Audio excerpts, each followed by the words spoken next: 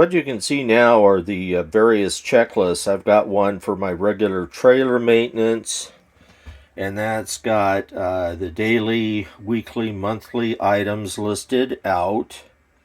And daily because I have, like I've already indicated, the trailer here at the house, so I'm able to get to it on a regular basis and just check on things, especially after a storm or something like that. Want to make sure everything's in good shape.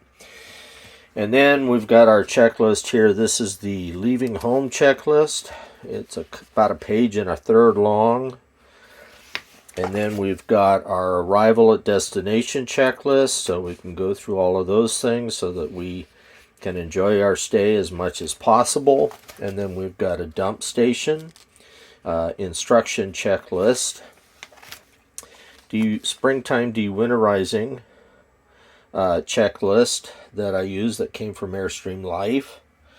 Also on filling propane tanks and the protocol and procedures to handle that. And then I've got the actual owner's manual all tabbed out so that I can refer to that on a regular basis.